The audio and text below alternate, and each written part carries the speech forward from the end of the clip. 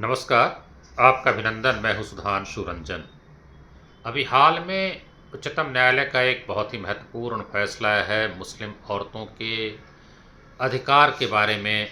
जो गुजारा भत्ता उनको दिया जाना चाहिए उससे संबंधित ये फैसला आया है। सुप्रीम कोर्ट के 2 जजों की खंडपीठ का फैसला है। ये मोहम्मद अब्दुल समद बनाम तेलंगाना में जस्टिस बीवी नागरत्ना और जस्टिस ऑगस्टीन जॉर्ज मसीह की खंडपीठ ने फैसला दिया है कि सीआरपीसी की धारा 125 के तहत जो गुजारा भत्ता दिया जाता है वो मुस्लिम औरतों को देय होगा, और जो Muslim women protection of rights on divorce act 1986 है वो इसमें बाधक नहीं होगा। यानी उस कानून के कारण सीआरपीसी की धारा 125 के तहत जो गुजारा भत्ता है वो नहीं मिले, ऐसा नहीं है। इसमें साफ किया गया है कि ये जो कानून है Muslim women protection of rights on divorce act एक अलग कानून है जो और भी सुविधाएं देता है, लेकिन उसके तहत सीआरपीसी के तहत जो अधिकार दिए गए हैं वो उससे ख़त्म नहीं हो जाते हैं। इन दोनों जजों ने यानी जस्टिस नागरत्ना और जस्टिस मसीह ने कॉन्करिंग बट सेपरेट जजमेंट्स यानी अलग अलग फैसले उन्होंने लिखे हैं, लेकिन दोनों सहमत हैं। जो उनका फैसला है वो यही है कि सीआरपीसी के धारा 125 के तहत जो अधिकार है वो जनरल न्यूट्रल हैं, रिलीजन न्यूट्रल हैं, और उसमें किसी मजहब से कोई लेना देना नहीं है।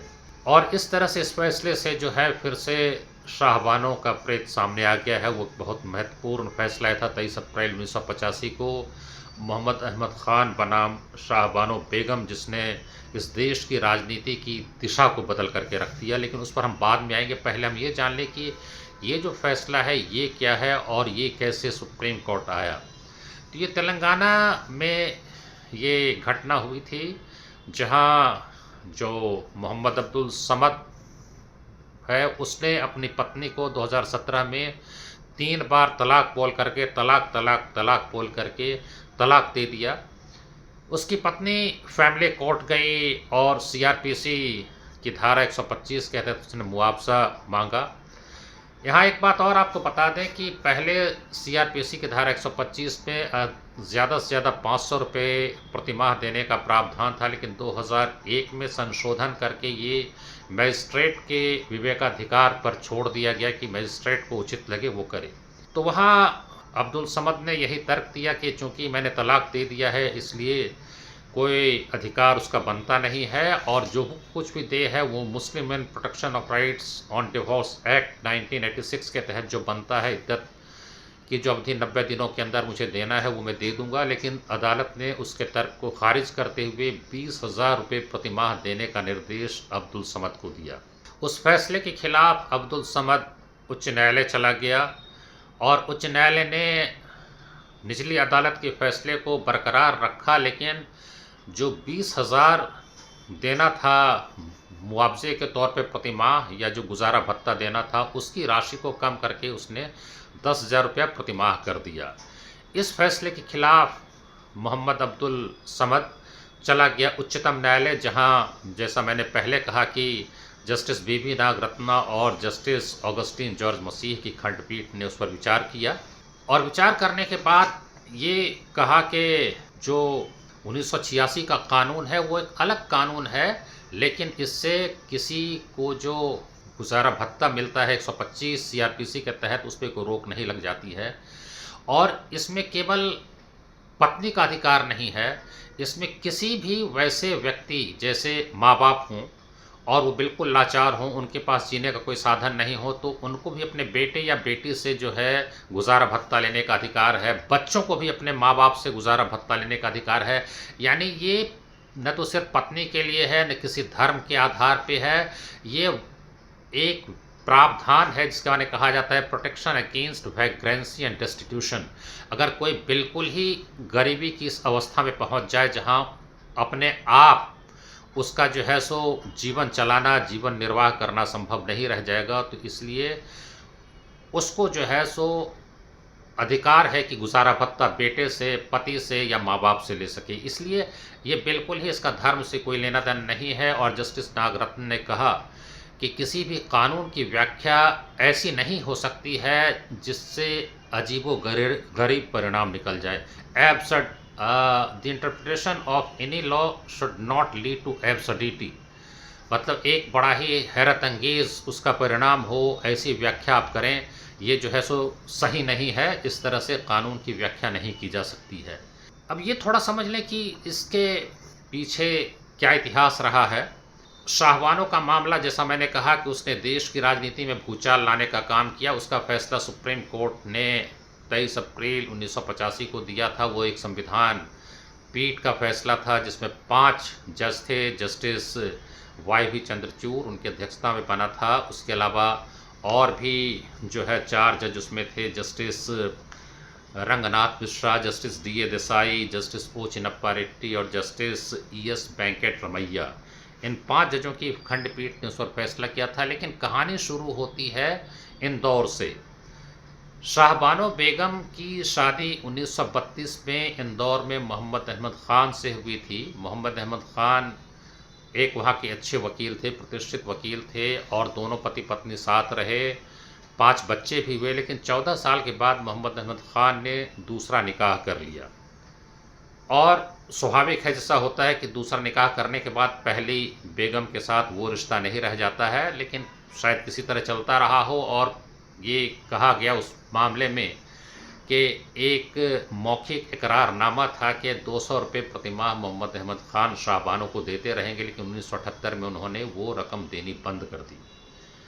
तो उसके खिलाफ इंदौर की अदालत में शाहबानो ने मामला दायर किया और सीआरपीसी की धारा 125 के तहत गुजारा भत्ते की मांग की। इसके बाद मोहम्मद अहमद ख़ान ने तलाक दे दिया। कहते हैं कि इर्रिवोकेबल डिवोर्स, तलाक, यानी वैसा तलाक जो पलटा नहीं जा सकता है। और इस कारण से उनका तर्क ये था कि चूँकि अब वो मेरी बीवी नहीं है, इसलिए मेरा कोई दायित्व नहीं बनता है। और इस्लामिक जो शरिया कानून है उसके तहत एक मुश्त 5400 रुपया मुझे देना है, और इसके अलावा कोई भी मेरी जिम्मेदारी नहीं बनती है। लेकिन उनके सारे तर्कों को, उनकी दलीलों को खारिज करते हुए अदालत ने आदेश दिया कि 25 रुपये प्रतिमाह शाहबानो को दिए जाएं। निचली अदालत के इस फैसले के विरुद्ध शाहबानो ने रिवीजन पिटीशन दायर किया उच्च न्यायालय में, और उच्च न्यायालय ने फैसला बरकरार रखा कि सीआरपीसी की धारा 125 के तहत गुजारा भत्ता दिया जाएगा, और रकम को बढ़ा करके 179 रुपये 20 पैसे उसने कर दिए। इस फैसले के विरुद्ध उनके शौहर मोहम्मद अहमद ख़ान सुप्रीम कोर्ट गए। ये दिलचस्प है कि सुप्रीम कोर्ट शाहबानो नहीं गई थी, बल्कि उनके पूर्व शौहर मोहम्मद अहमद ख़ान गए, और वही सारी बातें उन्होंने कही थी कि इस्लामिक कानून के तहत उनके ऊपर कोई जिम्मेदारी नहीं बनती है, इसलिए ये जो फैसला है निचली अदालत का और उच्च न्यायालय का, दोनों गलत है। तो ये जस्टिस मुर्तज़ा अली और जस्टिस वरदराजन की खंडपीठ के सामने फैसला है, जिसने सुनवाई के बाद उसको एक संविधान पीठ को सौंप दिया, क्योंकि जो पीछे फैसले थे उसमें सीआरपीसी की धारा 125 के तहत मुस्लिम औरतों को भी गुजारा भत्ता दिया जा रहा था। तो उन्होंने कहा कि एक संविधान पीठ इस पर विचार करे, और फिर उसी के बाद 5 जजों की पीठ बनी। जैसा मैंने आपको कहा कि जस्टिस चंद्रचूड़ की अध्यक्षता में वो पीठ बनी थी, और उसमें अन्य भी 4 जज थे। और दिलचस्प बात यह है कि उसमें जो एक जज थे, justice E S Venkat Ramaiah, उन्हीं की बेटी है जस्टिस नागरत्ना, यानी उसमें जो फैसला दिया गया था उसको जो है सो इन्होंने दोबारा जो है आगे बढ़ाने का काम किया है। और फिर पूरी सुनवाई के बाद संविधान पीठ जो 5 जजों की थी, उसने मोहम्मद अहमद ख़ान की याचिका को खारिज कर दिया, और उसने व्याख्या दी कि 125 जो सीआरपीसी की धारा है उसमें हर धर्म की महिलाओं को, या किसी भी माँ बाप, किसी भी को भी, बच्चे को, सबको अधिकार है कि वो जो है सो रख रखाव के लिए गुजारा भत्ता जो है वो ले सके। जैसे ये फैसला आया, पूरे देश में एक भूचाल आ गया। जो मुस्लिम संगठन थे उसने विरोध किया। और यहाँ मैं आपको ये भी बता दूं कि जब मामला सुप्रीम कोर्ट पहुंचा और एक संविधान पीठ उस पर विचार कर रही थी, तो उस समय all India Muslim personal law board और जमीयत उलेमा हिंद ने जो हस्तक्षेप याचिका दायर करके इंटरवीनर्स बने थे ये दोनों। और all India Muslim personal law board ने ये कहा था कि जो धार्मिक ग्रंथ हैं, रिलीजियस टेक्स्ट हैं, उनकी व्याख्या करने का अधिकार किसी भी अदालत को नहीं है। लेकिन वो सारे तर्क जो है नहीं माने गए और सीआरपीसी की धारा 125 के तहत 500 रुपये का मुआवजा दे दिया गया शाहबानों को। उसके बाद बड़ा भारी हंगामा हो गया, विभिन्न मुस्लिम संगठनों ने इसके खिलाफ विरोध प्रदर्शन किया और उस विरोध प्रदर्शन का नेतृत्व दो लोग कर रहे थे, उबैदुल्लाह खान आज़मी और सैयद काजी।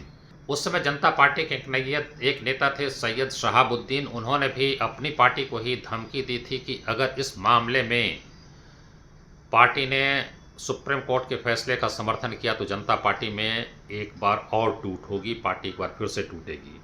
All India personal law board का गठन 1973 में किया गया था, जिसका मकसद था कि जो शरिया कानून है, इस्लामिक कानून है, उनको महफूज रखना, उनको सुरक्षित रखना। इस फैसले के बाद बहुत सारे कांग्रेस नेताओं ने राजीव गांधी को समझाया, क्योंकि वही प्रधानमंत्री थे, कि अगर इस फैसले को पलटा नहीं गया तो अगले चुनाव में कांग्रेस का सफाया हो जाएगा। वैसे 400 से अधिक सीटें जीत करके कांग्रेस पार्टी की सरकार बनी थी, जो अभूतपूर्व जनादेश मिला था राजीव गांधी को। लेकिन उनको ये समझाया गया कि अगर इसको मान लिया गया और सरकार ने इसको पलटने का काम नहीं किया तो फिर अगले चुनाव में कांग्रेस का सफाया हो जाएगा। ज़ियाउर रहमान अंसारी जो उस सरकार में मंत्री थे, उन्होंने खुद संसद में सुप्रीम कोर्ट पर प्रहार किया कि धार्मिक मामलों में अदालत का हस्तक्षेप हो रहा है। उसके बाद राजीव गांधी की सरकार ने एक विधेयक पेश किया संसद में और उसका नाम वही था Muslim women protection of rights on divorce bill. और उसमें ये कहा गया कि मुसलमान औरतें जो हैं उनको इद्दत जो कि 90 दिनों का होता है उसके अंदर उनको मुआवजा दिया जाएगा। ये 90 दिन का जो पीरियड है, जो उसकी अवधि है, वो ये है कि अगर शौहर की मौत हो जाए या तलाक हो जाए तो 90 दिन तक इद्दत की अवधि होती है, उस बीच वो दूसरी शादी नहीं कर सकती है और इस बीच जो है सो उसको सारा मुआवजा दिया जाना होगा। इस कानून के तहत था और भी कुछ उसमें प्रावधान किए गए थे। इसके खिलाफ भी कुछ पार्टियों ने हंगामा के, भारतीय जनता पार्टी ने कहा कि ये तुष्टीकरण की ओर कदम है और सबसे आश्चर्यजनक रूप से उस समय राजीव गांधी की सरकार में राज्य मंत्री आरिफ मोहम्मद खान ने इस्तीफ़ा दे दिया इसके विरोध में। और इस्तीफ़ा देने के बाद वो बिल्कुल एक तरह से लापता हो गए, जिसको अंग्रेजी में इनकम्युनिकाडो कहते हैं। कोई संवाद किसी के साथ नहीं हो रहा था। लेकिन जब 2 दिन के बाद उनको ढूंढ के निकाला गया तो पीवी नरसिंह राव उनसे मिलने गए और जैसा कि आरिफ मोहम्मद खान ने मुझे खुद बताया, एक साक्षात्कार में उन्होंने कहा था और वो डीडी न्यूज़ में प्रसारित हो चुका है, इसलिए मैं प्रमाणिक तौर पे उसको कह रहा हूँ कि उन्होंने काफ़ी बहस की। उन्होंने कहा कि ठीक है, तलाक का तो प्रावधान इस्लामिक कानून में है, लेकिन जो मुआवजा है, जो गुजारा भत्ता है, उसका कोई प्रावधान तो है नहीं, उसके लिए इस तरह से बनाना तो उचित नहीं होगा। तो बहुत तर्क वितर्क के बाद नरसिंह राव ने बड़ी एक तीक्ष्ण टिप्पणी की थी। उन्होंने कहा, देखो तुम बात समझने की कोशिश करो, we are into politics not into social reform. हम समाज सुधारक नहीं हैं, हम राजनीति कर रहे हैं। अगर मुसलमान गड्ढे में पड़े रहना चाहते हैं तो तुम क्यों परेशान हो, तुम क्या कर लोगे। ये मुझे आरिफ मोहम्मद खान ने कहा कि ऐसी टिप्पणी नरसिंह राव ने की थी। खैर, उसके बाद ये जो बिल पेश हुआ वो पास हुआ और उसके पास होने के बाद वो कानून बन गया। उस कानून को डैनियल लतीफ़ी ने उच्चतम न्यायालय में चुनौती दी। डैनियल लतीफ़ी एक वरिष्ठ अधिवक्ता थे और शाहबानों की पैरवी कर रहे थे उच्चतम न्यायालय में। उस पर 2001 में सुप्रीम कोर्ट का फैसला आया और सुप्रीम कोर्ट ने, अंग्रेजी में उसको कहते हैं, रीड डाउन किया, लगभग उसको असंवैधानिक ही करार दिया, लेकिन फिर भी नहीं उसको कहा, उसकी संवैधानिकता को मान लिया कि कानून वैध है, लेकिन उसमें ये कहा ये जो है मुस्लिम महिलाओं के अधिकार को ख़त्म नहीं करता है। और जैसा कि मैंने कहा कि अभी भी टिप्पणी की गई कि कोई एब्सर्ड इंटरप्रिटेशन नहीं होना चाहिए, तो उन्होंने कहा कि इस तरह से हम इंटरप्रेट नहीं कर सकते हैं, क्योंकि अगर वो अधिकार को ख़त्म करेगा तो वो फिर जो है सो असंवैधानिक हो जाएगा। तो उसने कहा कि इसकी धारा जो 3 है उसको ठीक से पढ़ने की ज़रूरत है और इसलिए एक तरह से जो है अलग से और भी कुछ लाभ मुस्लिम महिलाओं को दिया जा रहा है। उसने व्याख्या दी कि इसमें कहता है कि इद्दत की अवधि में मुआवजा देना पड़ेगा। ये नहीं कहता है कि सिर्फ इद्दत की अवधि के लिए देना पड़ेगा। यानी अवधि में देना पड़ेगा का मतलब ये होता है कि पूरी ज़िंदगी उसको देना है, लेकिन वो इद्दत की अवधि में ही वो दे दिया जाएगा। तो इसीलिए जब तक वो जीवित है तब तक जो है उसको देना पड़ेगा, और बच्चे जब तक वयस्क हो जाएं, जैसा कि सीआरपीसी में प्रावधान है कि 18 साल के बच्चे हो जाएं, और औरत जब तक जीवित है या जब तक वो दूसरी शादी न कर ले तब तक उसको जो है मुआवजा मिलता रहेगा, गुजारा भत्ता मिलता रहेगा। तो इस तरह से उन्होंने, सुप्रीम कोर्ट ने जो है सो इस कानून की व्याख्या करके उसकी संवैधानिकता को बरकरार रखा। आपको जैसा मैंने कहा कि शाहबानो का जो मामला था उसने देश की राजनीति को हिला करके रख दिया था। 1986 में ये कानून बना, और जब फिर राजीव गांधी को लगा कि इससे तुष्टीकरण का आरोप लगा है और हिंदू वोट जो है सो उनके खिलाफ जा सकता है, तो उस साल एक और दिलचस्प घटना हुई जिसमें बाबरी मस्जिद राम जन्मभूमि जो विवादित ढांचा था वो 1949 से बंद पड़ा हुआ था और उसके ताले को खोला गया।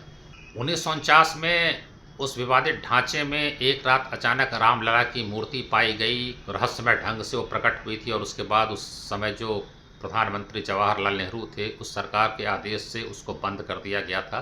बार बार उसमें याचिका दायर की जाती थी कि इसको खोला जाना चाहिए, लेकिन वो खोला नहीं गया था। लेकिन इस घटना के बाद अचानक एक वहाँ के स्थानीय वकील ने याचिका दायर की, और जब अदालत ने बुला करके पूछा प्रशासन से, तो कलेक्टर एसपी ने खुद जा करके कहा कि हाँ, अगर ताला खोल दिया जाता है तो इसमें प्रशासन को कोई आपत्ति नहीं है।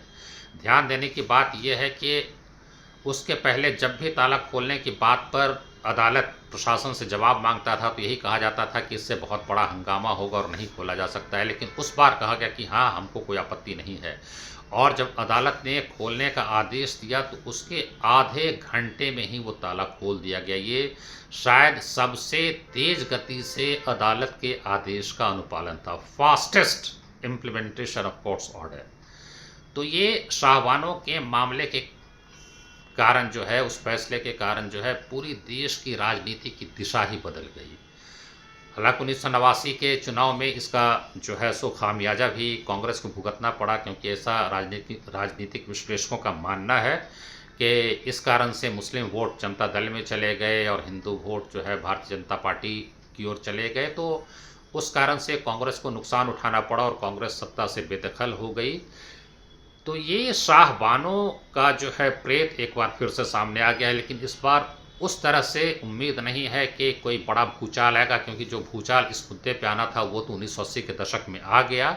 लेकिन अब जो है वो सुप्रीम कोर्ट ने स्थिति साफ कर दी है कि मुस्लिम इन protection of rights on divorce act के बावजूद जो है सीआरपीसी की धारा 125 के तहत उनको मुआवजा भत्ता दिया जाएगा।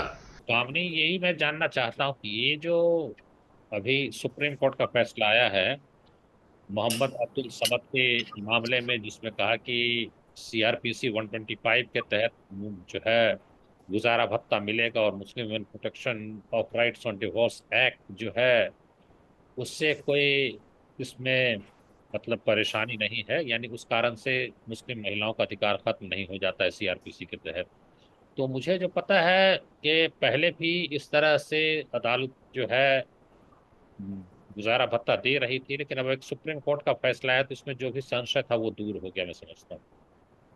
जी, सुधांशु जी देखिए ऐसा है, सेक्शन 125 सीआरपीसी हमारे कोड ऑफ क्रिमिनल प्रोसीजर में पहले से ही है, और अब आफ्टर द अमेंडमेंट बीएनएसएस में सेक्शन 144 इसका सिर्फ नंबर चेंज हुआ है। और ये जो ये मेंटेनेंस ये की जो डायरेक्शंस है, ये प्रोविजन है, ये किसी भी स्टेट ऑफ डेस्टिट्यूशन में जेंडर न्यूट्रल, रिलीजन न्यूट्रल ये है, शुरू से ही है। पहले इसमें 2001 से पहले एक मैजिस्ट्रेट को जो पावर होती थी उसमें सिर्फ एक चेंज आया है कि वो 500 रुपीज तक दे सकते थे। अब वो एज पर the satisfaction of the magistrate ही है। और सुप्रीम कोर्ट के जो डायरेक्शंस अभी लेटेस्ट जो जजमेंट आया है, पहले भी डैनियल लतीफी के केस में ये चीज सेटल हो चुकी थी, शाह बानो आया है, मल्टीपल जजमेंट्स हैं। और एज अ जज I can tell you that when I was a magistrate, it was way back in 1997, 98, 99, 2000, इस तरह के मुकदमे आते थे जिसमें मोहम्मदन या मुस्लिम महिलाएं आकर हमारे सामने मेंटेनेंस मांगती थी, but there used to be an institutionalised opposition to the same, because Shah Bano के बाद एक नया एक्ट आ चुका था लेकिन हम क्योंकि 135 सीआरपीसी में जाते हैं, in addition to whatever the religion says, अपने रिलीजियस उसमें मेहर मिलता है या जो भी मेंटेनेंस मिलती है, उसके अलावा 125 में ये जुरिस्डिक्शन हुआ करती थी मैजिस्ट्रेट की, इन एडिशन टू दैट आप उनको मेंटेनेंस दे सकते हैं। वैसे इस कानून के बनने के बाद भी निचली अदालत देती रही थी और वो मुस्लिम महिलाओं को 125 के तहत मिल रहा था, लेकिन फिर भी एक संशय की स्थिति बनी हुई थी। लेकिन इस बार जब शीर्ष अदालत ने एक व्यवस्था दे दी है, तब वो संशय की स्थिति समाप्त हो गई है। एक बहुत साफ व्यवस्था आ गई है कि ये जो है किसी धर्म, समुदाय या लिंग से जुड़ा हुआ प्रावधान नहीं है, बल्कि जो भी व्यक्ति ऐसी स्थिति में नहीं है कि वो अपना जीवन जो है चला सके, निर्वाह कर सके, तो उसको जो है मुआवजा मिलेगा। चाहे बाप को बेटे को देना पड़े, बेटे को बाप को देना पड़े, या बेटी को बाप को देना पड़े, या बाप को बेटी को देना पड़े, या माँ को देना पड़े, या फिर पत्नी को देना पड़े, तो इस तरह का प्रावधान है। आपको अगर हमारा ये कार्यक्रम पसंद आया हो तो इसे कृपया आप पसंद करें, सब्सक्राइब करें और शेयर करें। बहुत धन्यवाद। नमस्कार।